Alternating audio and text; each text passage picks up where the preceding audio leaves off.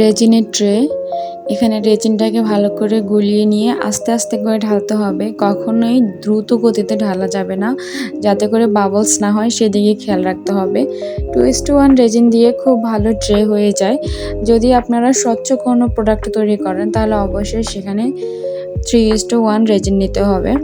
আর যদি 2:1 রেজিন বা 1:1 রেজিন নেন তাহলে অবশ্যই এগুলো খুব তাড়াতাড়ি শুকিয়ে যাবে। যাই হোক, প্রথমত আমরা রেজিনটাকে ভালো করে গুলিয়ে ট্রের মধ্যে ঢেলে বা যে মোল্ডে তৈরি করবেন সেখানে ঢেলে এরপরে বাকি লেয়ারগুলো অ্যাড করে নিতে হবে। এগুলো কাঁচা ফুল। এই কাঁচা ফুলগুলো শুকনো করার 2টা পদ্ধতি আছে। আমি আশা করি আপনারা পদ্ধতিগুলো জানেন। আর মূলত সিলিকা জেল দিয়েই খুব সহজে শুকিয়ে নেওয়া যায়। তাছাড়া যদি সময় খুবই কম থাকে তাহলে ওভেনেও প্রিহিট করে নিয়ে দেন আপনারা ওভেনে দিয়ে তারপরে এটা শুকিয়ে নিতে পারবেন, কোনো অসুবিধা নেই।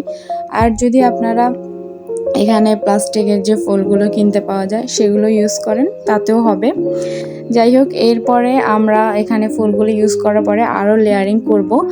আর যদি ভিডিওটা ভালো লাগে তাহলে অবশ্যই কমেন্ট করে জানাবেন এবং আমার চ্যানেলটা সাবস্ক্রাইব করে পাশেই থাকবেন আর বেল বাটনটা অবশ্যই ক্লিক করে রাখবেন।